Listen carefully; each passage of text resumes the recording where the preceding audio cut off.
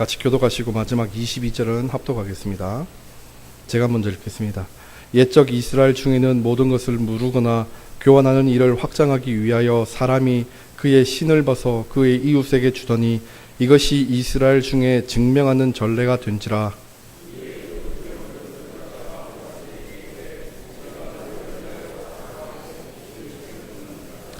보아스가 장로들과 모든 백성에게 이르되 내가 엘리멜렉과 기럨과 말론에게 있던 모든 것을 나오미의 손에서 산 이래 너희가 오늘 증인이 되었고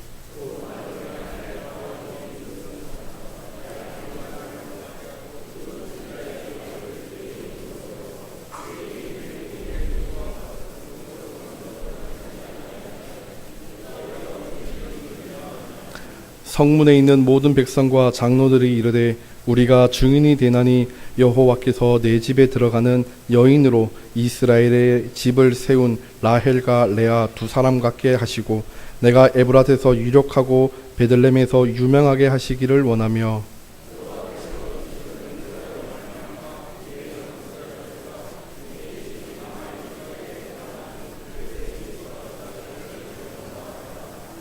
이에 보아스가 룻을 맞이하여 아내로 삼고 그에게 들어갔더니 여호와께서 그에게 임신하게 하심으로 그가 아들을 낳은지라.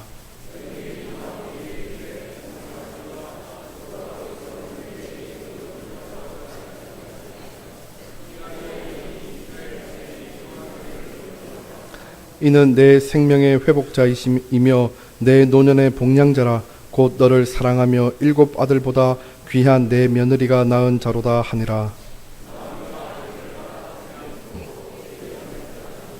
그의 이웃 여인들이 그에게 이름을 지어주되 나오미에게 아들이 태어났다 하여 그의 이름을 오벳이라 하였는데 그는 다윗의 아버지인 이새의 아버지였더라.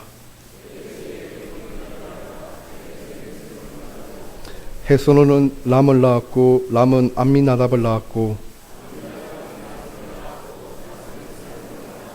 살몬은 보아스를 낳았고 보아스는 오벳을 낳았고 오벳은 이새를 낳고 이새는 다윗을 낳았더라.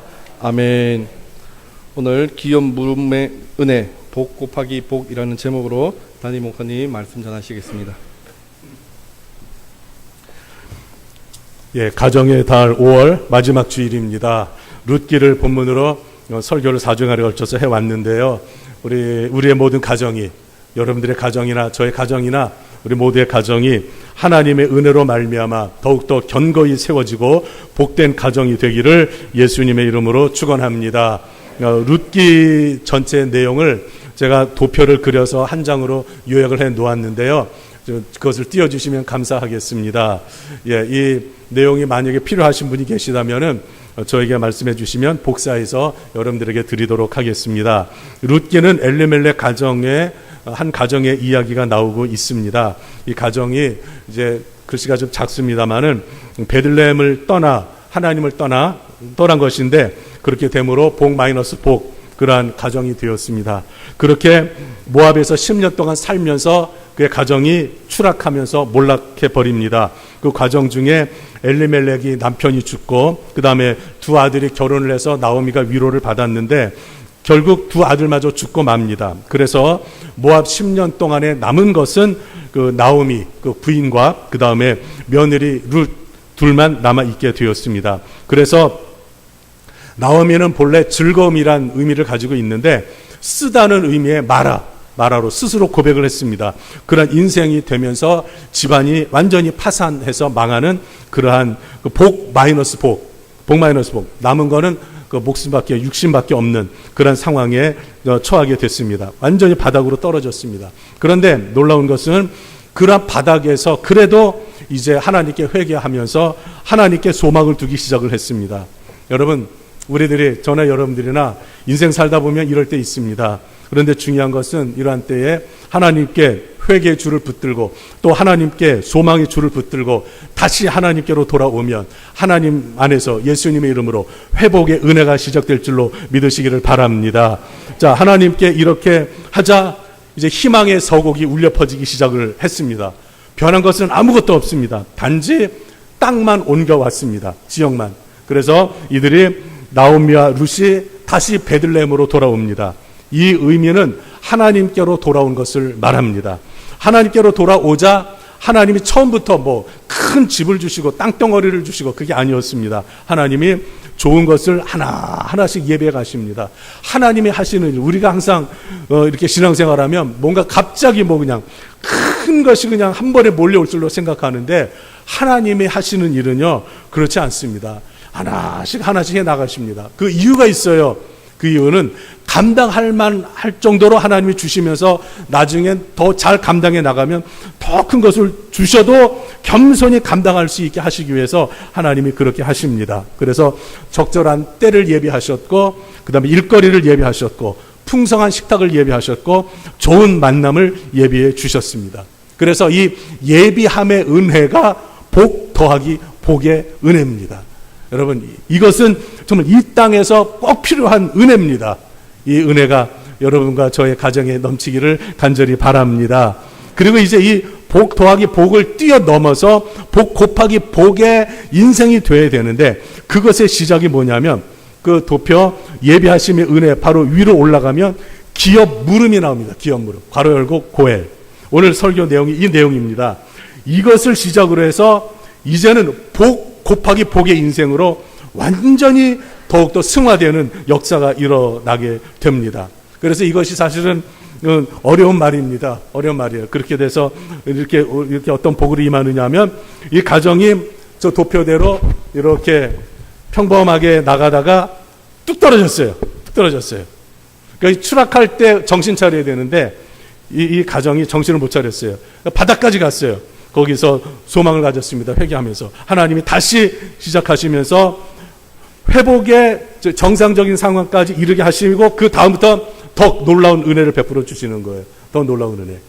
우리 은광교회가 또 우리 모든 가정마다 이전보다 지금보다 더 영광스러운 은혜가 넘치는 그런 복된 가정들 다 이루시기를 예수님의 이름으로 축원합니다.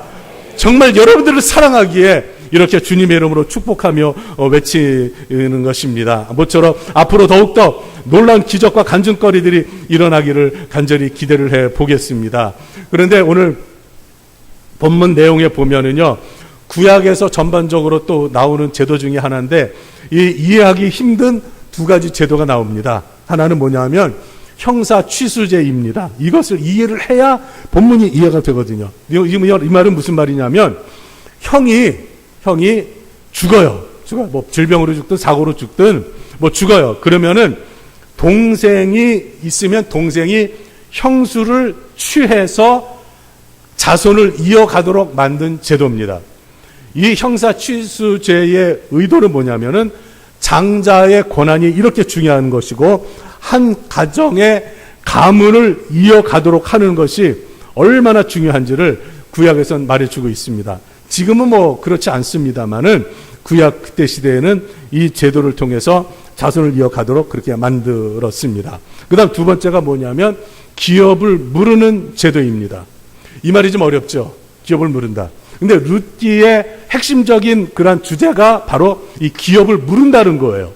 이 기업을 무르는 사람을 히브리어로 고엘이라고 말합니다. 고엘. 이 기업을 무른다는 것은 무엇이냐 하면은 우리가 가령 물건을 하나 샀어요. 샀는데 이것을 다시 우리가 그 돈으로 다시 그냥 바꾸기를 원하면은 이거를 뭐 한다고 그래요? 무른다고 그러잖아요. 무른다. 그렇게 말하는 거예요. 그러니까 이 무른다는 말은 다 도로 산다는 거예요. 도로 얻는다는 거예요. 도로 얻는다. 기업을 무른다는 것은 두 가지 의미가 있습니다. 하나는 땅입니다. 땅.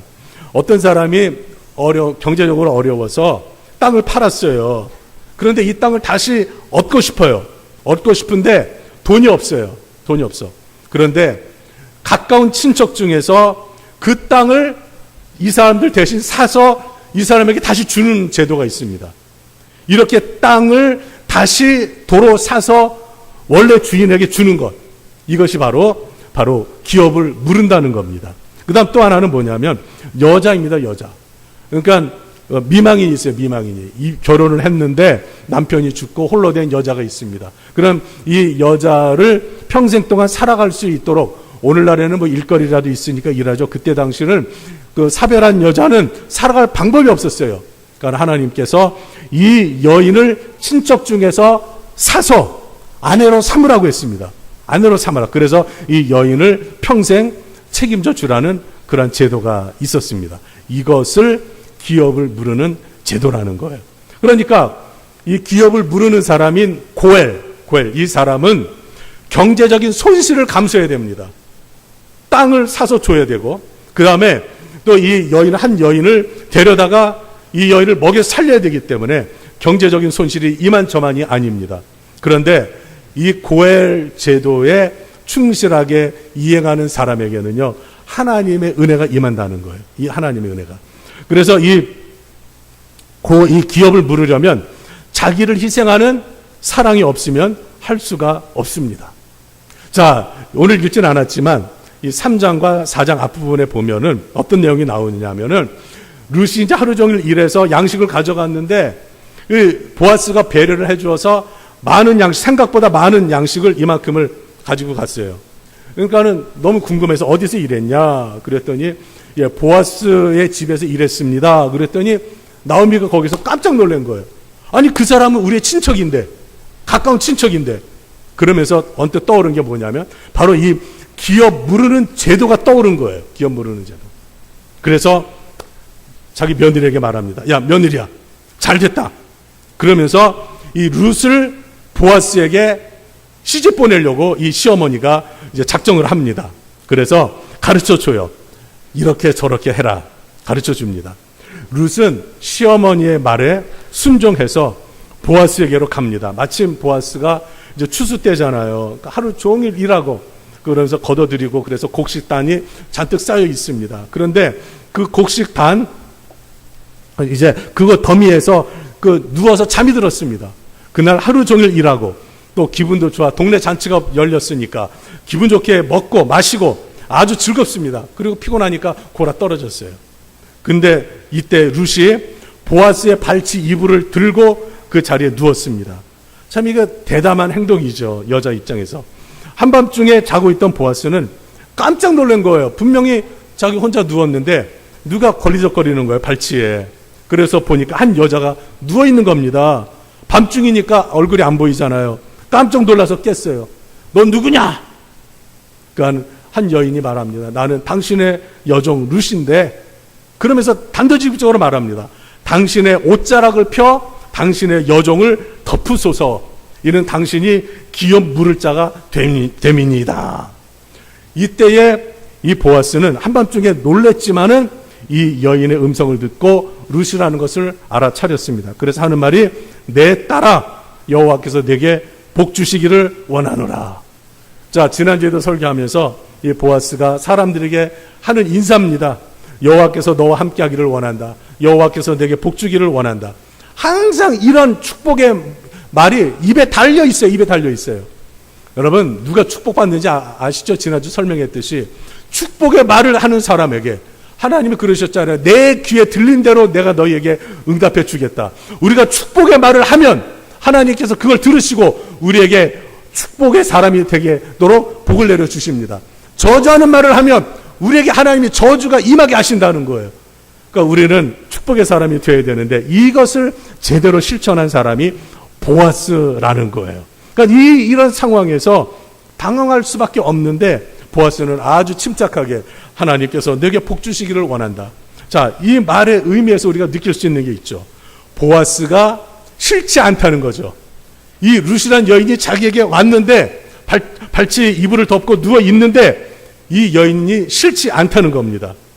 여기에서 룻이 보아스에게 그랬잖아요. 당신의 옷자락을 펴 당신의 여종을 덮으소서. 이것은요, 전에 제가 그 옷에 대해서 설명을 할 때 잠깐 말씀드린 적이 있습니다. 이것은 무슨 의미냐면은 이스라엘 사회에서 관습에서 청혼을 의미하는 거예요. 그러니까 당신의 옷자락을 이제 좀 펴서서 저를 좀 덮어주십시오. 이것은 당신이 저에게 청혼해 주십시오. 이 말이에요. 청혼하면 제가 당신하고 결혼하겠습니다. 이 말입니다. 여러분, 룻도 보아스에게 호감이 있었고 그 하루를 겪어봤는데 보아스가 믿음도 좋지요. 인품도 좋지요. 또 돈도 많지요. 사람들에게 존경도 받지요. 얼마나 좋은 사람인지 모릅니다. 그러니까 호감도 있어요. 근데 보아스도 싫지 않았습니다. 그래서 일단 하나님께서 내게 복 주시기를 원한다. 기원을 하고, 그러면서 또 3장에 보니까 돈 많은 젊은 남자보다 나이가 든 나를 배우자로 생각해줘서 고맙다. 이렇게 말합니다. 그러니까 여기서 알 수 있죠. 룻은 나이가 젊은 미망인이라는 것, 그리고 보아스는 나이가 좀 든 싱글이라는 걸 알 수가 있습니다. 그렇다면 여러분, 제가 이 말씀 이렇게 준비를 하면서 궁금증이 하나 생겼어요. 지난 수요일에도 궁금증 풀다가 시간 많이 보냈는데, 이 궁금증이 뭐냐면은 왜 보아스가 이 나이가 들도록 결혼을 안 했을까 하는 궁금증입니다. 여러분, 왜 안 했을까요? 왜 안 했을까? 혼자 사는 게 편해서 뭐 그럴 수도 있죠. 그런데 본문에 보면, 본문에서 저는 답을 찾았어요. 정확하다고 저는 생각을 합니다. 그게 뭐냐면, 지금까지 자기의 배우자로서의 이상형을 못 만난 거예요. 이상형을 못 만났으니까 결혼을 안 한 거죠. 이상형을 만났으면 했죠. 그러면 보아스의 이상형이 어떤 여인이냐 하는 거죠. 어떤 여인이냐. 바로 보아스가 이렇게 말합니다. 내 딸아, 두려워하지 말라. 내가 내 말대로 내게 행하리라. 그러니까 너가 요구한 당신의 옷을 내게 덮으소서 한 것을 내가 하겠다 이 말이에요. 그건 뭐예요? 내가 너에게 청혼을 하겠다. 그러면서 하는 말이 뭔지 아십니까? 내가 현숙한 여인인 줄을 나의 성읍 백성이 다 아느니라. 여러분, 남녀 관계는요, 오랫동안 만나서 서로 결혼하는 경우도 있지만 한순간에 처음 보는데 눈이 딱 맞아가지고 눈에 콩깍지가 씌어서 결혼하는 경우가 있습니다. 지금 보아스와 룻은요, 보아스가 룻에 대해서 듣긴 들었지만은 딱 하루 만난 거예요. 하루 만났어요. 그런데 만났는데 서로 가슴이 두근거리고 있었던 거예요. 싫지가 않았던 거예요. 자, 그러면서 이 보아스가 룻이 현숙한 여인이라는 것, 자기 시어머니를 그렇게 그냥 시어머니 혼자 보낼 수도 있는데 그 시어머니를 따라왔습니다. 그렇게 공경을 합니다. 시어머니를 양식을 위해서 하루 종일 땡볕에서 이삭을 주우며 허리를 굽부려서 이삭을 주어서 양식을 가지고 갔습니다. 이런 모습을 보면서 야, 저 여인이 비록 남편과 사별을 하고 그리고 모압 여인, 이방 여인이지만 정말 그 유대 사회에서는 볼 수 없었던 현숙한 여인이구나. 이걸 깨달은 거예요. 여러분, 그러니까 그때 당시에 여자들이 하지 못했다는 걸 알 수가 있죠. 여자들이 많이 타락했어요. 오늘날처럼 그냥 너무 막 술 좋아하고 뭐 노는 것 좋아하고 그냥 너무너무 그냥 요즘 제가 그저께 갔는데요. 저기 숙소에서 나오는데 어느 여자 두 분이 다른 방에서 나오더라고요. 그러면서 딱 하는 말이 뭐냐면, 에이, 이런 데는 남자 하나 꼬셔가지고 와야 되는데, 에이, 그냥 우리는 이게 뭐냐 그러면서. 여러분, 요즘 그래요. 제가 보니까 결혼한 여자들이에요. 근데 다른 남자 하나 꼬셔가지고 왔어야 되는데 이 꼴이 뭐냐 이러면서 나오는데요. 이렇게 됐어요. 그때 당시에도 좀 그런 분위기가 아니었나 이런 생각이 듭니다. 여러분, 그러니까 현숙한 여인을 못 만난 거예요, 이제까지. 근데 딱 만났어요. 여러분들은 다 현숙한데, 현숙해서 다 결혼했고, 또 앞으로 우리 형제 자매들 다 좋은 그런 배우자로서 만날 것인데요. 참 이러한 여인이 흔치 않다는 것을 우리가 알 수가 있습니다. 그래서 보아스가 결단을 내렸죠. 여인에게 자기 옷을 벗어서 덮어줍니다. 나랑 결혼해 주시오. 프로포즈 하는 거예요. 한마디로. 그렇게 해서 둘이 그렇게 결혼하기로 약속을 했습니다. 아무 일도 일어나지 않았어요. 그 외에는. 그렇게 해서 룻은 이제 아침에 집으로 가게 되었습니다. 이제 그런데 문제가 발생이 되었어요. 룻을 아내로 맞이하려면 기업을 물러야 됐는데, 이 여인을 사야 되는데 보아스보다 더 가까운 친척이 있었습니다. 그래서 사람들을 모아놓고 공개적으로 이제 기업을 물으겠다고 해요. 그러면서 자기보다 앞에 있는 이 기업 물을 자에게 말을 합니다. 그러니까 이 사람이 내가 땅은 살 수가 있다. 그렇지만 이 여자는 내가 아내로 맞아 드릴 수가 없다. 그래서 기업 물으는 걸 거절을 합니다. 그 이유는 뭐라고 하냐면 나는 내 기업에 손해가 있을까 하여 나를 위하여 부르지 못하겠노니 이렇게 말하죠. 무슨 말입니까? 경제적인 손실이 오니까 나는 안 하겠다 이거예요. 이 말은 사사시대의 특징을 보여주는 겁니다. 사랑이 메말라 버렸어요. 사랑이. 자신을 희생하는 거 메말랐습니다. 돈밖에 몰라요. 내 것밖에 몰라요. 내 것밖에 몰라. 이게 어떤 돈인데. 그래서 정말 이 하나님의 말씀을 거역하고 정말 도움이 필요한 기업을 물러줘야 될 이 여인을 거절해 버립니다. 이 사람은 참 안 됐죠. 그리고 난 다음에 보아스가 이제 기업을 부리게 됩니다. 장로들과 그 성읍 사람들 모아놓고 이제 신발을 벗어서 던집니다. 이것이 이제 증거가 되는 거예요. 그렇게 하면서 룻이 보아스의 아내가 되게 됩니다. 자, 그러면서 이렇게 보아스와 룻의 결혼이 성립이 됐거든요. 그러자 사람들이 축복을 해줍니다. 근데 이 축복이 굉장히 중요해요. 여러분, 이 축복의 첫 번째가 뭐냐면은, 자, 오늘 말씀 11절을 보겠습니다. 다 같이 시작. 성문에 있는 모든 백성과 장로들이 이르되 우리가 증인이 되나니 여호와께서 내 집에 들어가는 여인으로 이스라엘의 집을 세운 라헬과 레아 두 사람과 같게 하시고 내가 에브라스에서 유력하고 베들레헴에서 유명하게 하시기를 원하며, 여기 보면 여호와께서 내 집으로 들어가는 여인으로, 이 여인은 룻입니다. 룻이 보아스의 집으로 들어갑니다. 그런데 이스라엘의 집을 세운 라헬과 레아 두 사람과 같게 하시고 하면서 이런 축복을 해줍니다. 여러분, 이 라헬과 레아는 어떤 여인입니까? 야곱의 두 아내입니다. 그리고 이 두 아내와 두 여종, 이 라헬과 레아의 여종 사이에서 야곱이 13명의 자녀를 낳았습니다. 여기에서 그치지 않고 하나님께서 이들에게 자손을 번성하게 하셔서 이들의 후손이 이스라엘 한 민족을 이루게 하셨습니다. 한 민족을.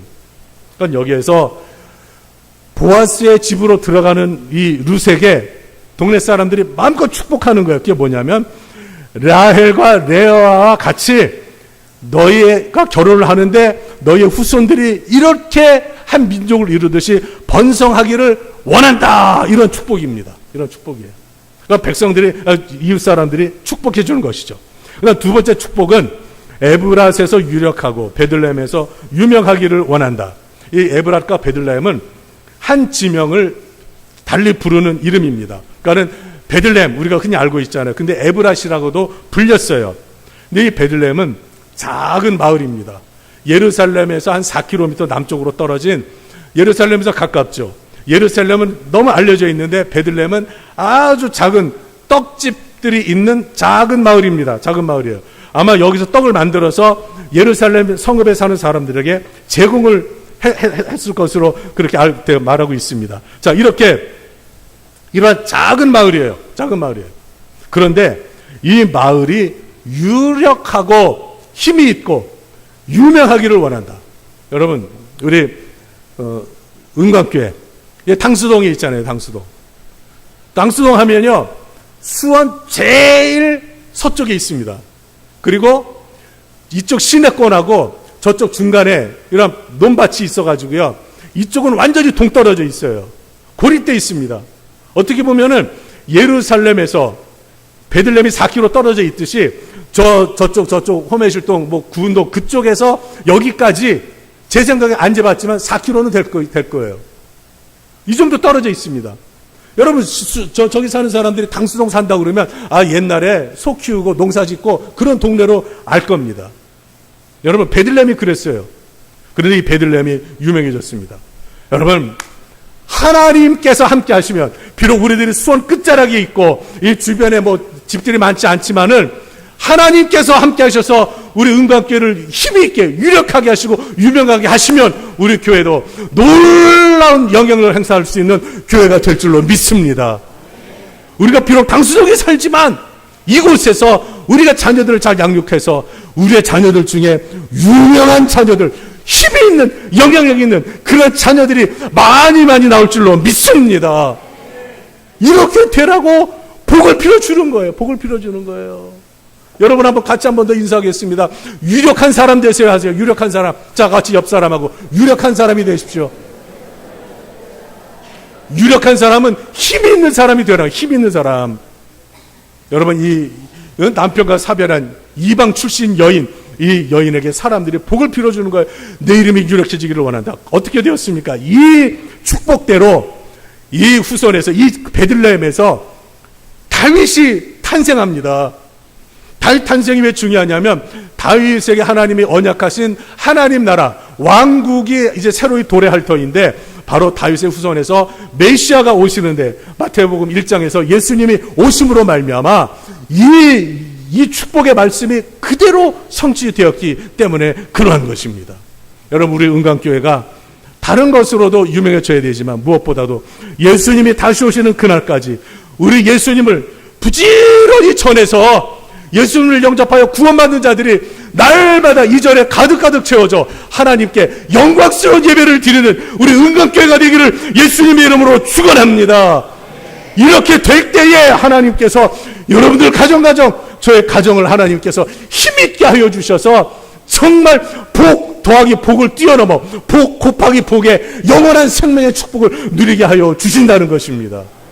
제가 오늘 열변을 토하는데 우리 성도님들 가정에 정말 좀 우리 은강교회 이런 역사가 일어나기를 바라는 마음이 정말 지난 한 주간 동안 너무너무 들었습니다. 너무너무 복 마이너스 복 나누기 복이었다면은 이제부터는 복 더하기 복 곱하기 복 되게 해주시기를 주님 여러분을 다시 한번 축원합니다. 축원해요. 그러면서 마을 사람들이 세 번째 축복을 합니다. 자, 12절을 보십시오. 여기 보면은 다말이 나옵니다. 다말이라는 여자. 다말이 유다에게 낳아준 베레스의 집과 같게 하기를 원하노라. 이렇게 했는데요. 여러분, 일단 이걸 설명하려면 18절부터 22절. 여기 보면 18절에 베레스의 계보는 이러하니라 이러면서 22절 마지막에 다윗을 낳았더라 이렇게 나와 있는데, 여기에서 구약을 보면요, 족보라는 단어가 나오고 계보라는 단어가 나와요. 그런데 우리는 그냥 한 가정의 가문을 쭉 말한 것으로 생각을 하는데 이게 엄청난 차이가 있습니다. 족보는 성경에서 뭘 말할 때 하냐면은 말 그대로 한 집안의 가문을 설명을 할 때 족보라는 단어를 써요.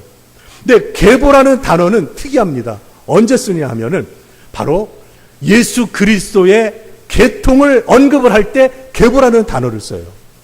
그래서 마태복음 1장 1절에 아브라함과 다윗의 자손 예수 그리스도의 뭐라고 되어 있겠어요? 성경 찾아보세요. 족보라고 되어 있겠어요? 계보라고 되어 있겠어요? 계보라고 되어 있어요. 그러니까 오늘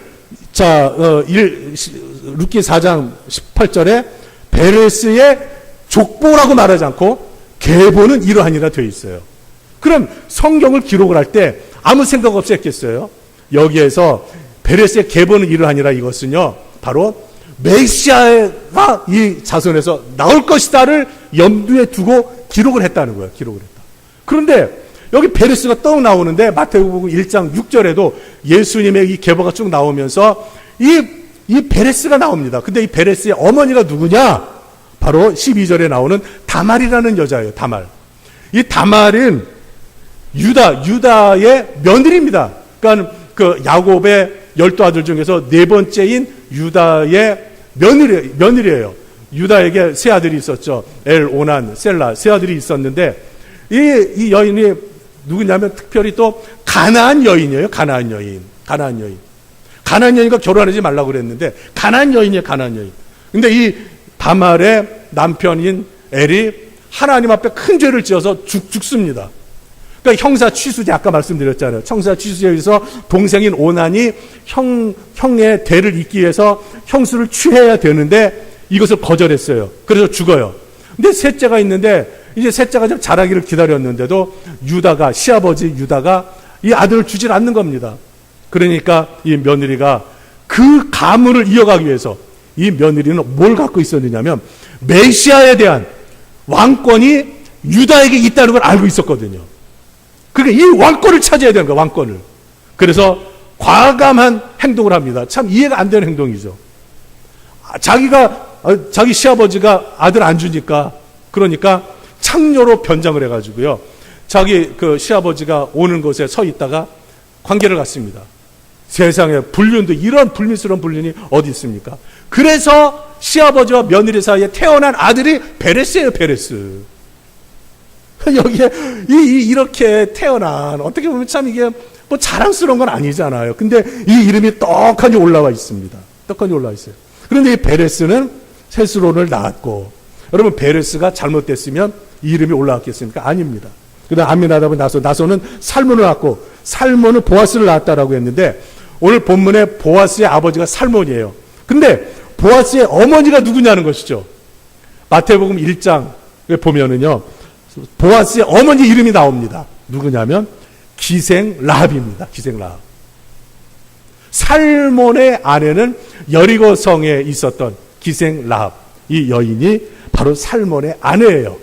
살몬의 아내. 그러니까 보아스의 부모님은 살몬과 기생 라합입니다. 자, 여기 보면 이 족보가 좀 희한하지 않습니까? 시아버지와 며느리 관계에서 아들이 태어났고, 또 기생을 아내로 맞아들여서 그 사이에서 보아스를 낳았고, 근데 이 보아스는요, 이방 여인이요, 이방 출신이요, 사별한 룻을 또 아내로 맞아들이는 거예요. 마태복음 1장에 나오잖아요. 예수님의 계보에. 그리고 22절 끝에 다윗을 낳았다고 했는데, 다윗도 보십시오. 다윗이 어떤 일을 했습니까? 우리아의 아내 바세바의 모습을 보고 반해가지고 이제 동침하게 되었습니다. 그러고 난 다음에 우리아를 전쟁터에 보내서 죽여요. 그리고 그 바세바를 자기 아내로 취했습니다. 한마디로 말하면요, 불륜을 통해서 이 아내를 얻은 거예요. 그 사이에서 태어난 아들이 솔로몬입니다. 솔로몬이 왕위를 계승을 하게 됩니다. 여러분, 18절부터 22절 오늘 본문에 이 절수가 5절밖에 안 되지만, 이 절수에 들어있는 이 가문의 이 혈통을 보게 되면, 지금도 이해가 안 되는 일들이 지금 다 나와 있지 않습니까? 여러분, 얼마나 시아버지와 며느리의 그런 안 좋은 이런 일들, 그 다음에 기생 라합, 그 다음 이방 여인요, 사별한 여인, 이 여인, 그리고 또 불륜 관계로 맺어져서 이렇게 또 결혼을 해가지고 왕위를 계승하게 한 다윗 등등. 여러분 보십시오. 이 짧은 구절에 이렇게 네 여인이 나오는데, 이 여인들이 그대로 마태복음 1장 계보에, 예수님의 계보에서 언급을 하고 있다는 거예요. 여러분, 이게 하나님 은혜입니다. 하나님께서 이 여인들에게 긍휼을 베풀어 주셨는데, 왜 하나님이 그렇게 하셨냐는 것이죠. 그것은 바로 이 여인들은 바로 하나님의 백성 되기를 원했고, 그리고 하나님께서 메시아를 보내셔서 그분을 통해 이루실 터인데, 자신이 이 가문에 들어가서 메시아의 가문을 잇는 여인이 되고자 하는 강렬한 열망이 있었기 때문에 하나님께서 이들에게 은혜를 베풀어 주셔서, 이들이 비록 손가락질 당하고 욕먹을 비참한 자녀들이었지만은 하나님이 유력하게 하시고 존귀하게 하시고 이들의 자손에게 복을 주셔서 예수 그리스도가 오시는 놀라운 은혜를 주신 줄로 믿으시기를 바랍니다. 우리가요, 함부로 사람 손가락질하면 안 돼요. 이혼한 여인이 있다 할지라도 우리가 함부로 손가락질하면 안 돼요. 그 여인들 중에 오늘 여기 계보에 오른 사람처럼 예수 그리스도의 계보에 올라서 하나님께 놀라운 복을 받을 사람들이 있어요. 우리 청년들 중에, 우리 자녀들 중에 혹시 좀 아직까지 좀 힘이 없고 잘 안 된다고 그래서 여러분 무시해서는 안 됩니다. 무시해서는 안 돼요. 하나님이 어떻게 쓰실지 모르는 거예요. 여러분, 이웅년 목사를 무시해서는 안 됩니다. 수천 명, 수만 명 목회 못한다고, 대형교회 목사 아니라고 무시해서는 안 되는 거예요. 하나님이 저를 어떻게 쓰실지 모르는 거예요. 배 아파서 아멘 안 하네. 여러분, 우리 서로 무시하면 안 돼요. 우리 자녀들 좀 어렸을 때 좀 남보다 걸음 떼는 게 좀 늦다고, 글씨 깨우는 게 좀 늦다고, 여러분 자식들 함부로 판단하지 마십시오. 조금 늦을지 모르지만 그 아이들이 나중에 더 빠르고 더 놀랍게 하나님께서 역사하여 주시는 거예요. 지금 하는 일이 안 돼서 어려움이 있습니까? 파산증에 이르렀습니까? 여러분, 절망하지 마십시오. 포기하지 마십시오. 그 가운데서 오직 하나님께 소망을 두면 하나님께서 다시 한번 회복의 은혜를 일으켜 주실 줄로 믿으시기 바랍니다. 어느 한 여인이요, 제가 실제로 경험을 했어요. 이혼을 했어요. 남편하고 성격이 맞지 않아가지고. 이 여자 성도님도 성격이 굉장히 강해요. 그냥 둘이 강하니까, 싸우다 그냥 이혼해버리자 그래가지고 애들 어릴 때 이혼을 했습니다. 아니, 혼자서 애 키우면서 일하면서 얼마나 힘들었겠어요. 그런데 한 번은 제가 기도원에 가 있는데 제 아내한테 전화가 왔습니다. 목사님, 누가 상담하러 오셨는데 목사님 좀 답을 주셔야 되겠습니다. 그래서 뭐 간단히 들어보니까 뭐 그냥 좀 안 됐더라고요. 그래서 내가 가서 최종 답을 주겠다. 그래가지고 이제 가서 저하고 아내하고 있는데 울면서 거기서 얘기를 하는 거예요. 하는데 뭐냐면, 목사님, 사모님, 저도요 하나님 일 좀 하고 싶습니다. 봉사하고 싶습니다. 그러는 거예요. 아니, 하면 되지 왜 안 하냐 그랬더니, 그 가만히 생각해 보니까 이분이 예배 때만 와가지고 뭐 저 뒤쪽에 앉아가지고 주눅 들어가지고 그냥 예배만 싹 드리고 그냥 뭐 밥 그냥 먹고 그냥 가버리고 막 그랬던 게 생각이 나더라고요. 그래서 해라고 그랬더니 그때서야 막 펑펑 울면서 말하는 거예요. 목사님, 저도 하고 싶은데요, 이 교회 전통이 있습니다. 불문율인데 그것이 뭐냐면 이혼한 여자는 봉사해서는 안 된다는 불문율입니다. 제가 그 말 듣는 순간에 그냥 막 속에서 열불이 났습니다. 그래가지고 그냥 참고 이제 신경 쓰지 마시고 원하는 대로 봉사하라고, 원하는 대로. 그랬더니 이분이요, 그 뒤부터, 그 주일부터 이제 열심히 나와서 봉사하고 바로 찬양대 하더라고요. 찬양대도 하고, 그리고 뭐 찬양팀도 하고, 그리고 새벽 기도도 나오고, 그냥 뭐 너무너무 열심히 하는 거예요. 열심히. 헌금도요 얼마나 열심히 하는지 나중에는요 몇 천만 원씩 하더라고요. 몇 천만 원씩. 그러면서 이 여인이 열심히 충성을 했습니다. 다른 성도들과 어울려요. 막 어울렸습니다. 그러더니 하나님이 그 다니던 회사, 그 회사를 이 여인이 사장이 되게 하신 거예요. 사장이. 그러더니 그냥 좋은 차를 사고, 그러면서 그냥 잘 됩니다. 옷도 막 그냥 뭐 비싼 옷 명품 입고 막 이러는 거예요. 그러면서 자기만 치장한 게 아니라 헌금도 막 듬뿍듬뿍 드리더라고요. 잘 되더라고요. 잘 돼. 그러더니 거기서 이제 있다가 제가 이제 그 교회를 떠나고 난 다음에 나중에 보니까 다시 그 전통이 이어져지면서 이 여자 집사님이 다른 교회로 가버렸대요. 안타깝죠. 그래가지고 가가지고 거기에서 더 재미있게 신앙생활을 했다는 말만 듣고 연락한 지는 오래되었는데, 아무튼 여러분 이렇습니다. 여러분 이렇게 우리들도요 그 가정이나 그 환경, 뭐 자라온 환경, 그 사람의 현재 상황, 뭐 안 좋은 것, 과거에 지은 죄 이런 거 생각하면서요 손가락질하고 수근거립니다. 아무리 회개를 했어도 사람들은 그냥 평생 그걸 가지고 가요. 평생 손가락질해요.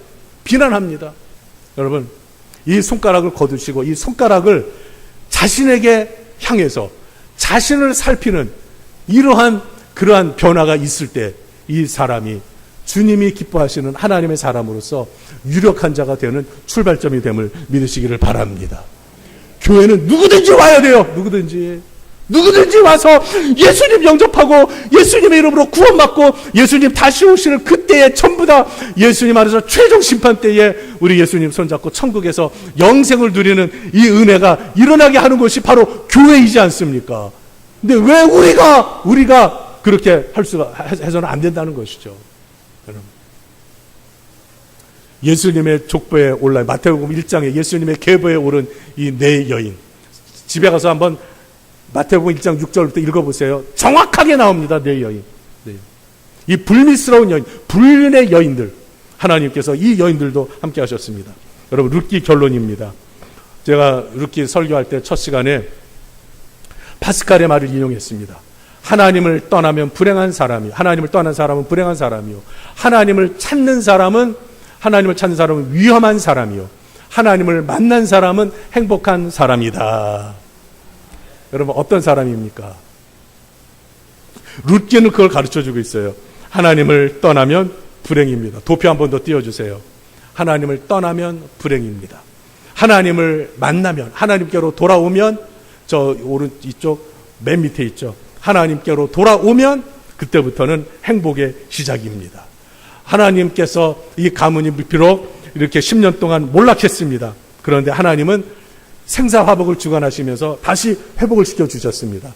하나님의 사랑에서 멀어졌던 이들이 다시 하나님의 사랑으로 돌아옵니다. 하나님의 사랑은 한계가 없습니다. 그리고 예수님은 우리의 고엘, 우리의 기업을 물러주신 분입니다. 마태복음 5장 6절에서 10절에 이런 말씀이 있어요. 우리는 어떤 사람들이었느냐? 연약한 사람들이었다는 거예요. 그리고 우리는 죄인이었다는 거예요. 세 번째는 하나님과 원수된 자들이었다는 거예요. 그런데 우리 하나님께서 예수님을 보내주시고 예수님을 십자가에서 피 흘려 죽게 하심으로 말미암아 하나님의 사랑을 우리에게 보여주셨다는 거예요. 그래서 우리 연약한 자들이 유력한 자, 힘 있는 자가 되게 하셨고, 그 다음에 우리들이 죄인인데 의롭다고 예수님이 인정해 주셨고, 그 다음에 우리들이 원수가 되었는데 하나님과 화목되어 영생을 얻는 자리로 우리를 완전히 뒤바꿔 주셨다는 말씀입니다. 여러분, 이 모든 일이 예수님을 통해 이루어졌습니다. 예수님을 통해. 사랑하는 성도님들이요, 간절히 부탁드립니다. 어떤 일이 있어도 우리 예수님을 꼭 붙잡고 예수님의 이름으로 살아가시기를 간절히 바랍니다. 그럴 때 우리에게 힘이 있습니다. 구원이 있습니다. 생명이 있습니다. 우리의 자녀들이 복을 받습니다. 그래 행복한 가정을 이룹니다.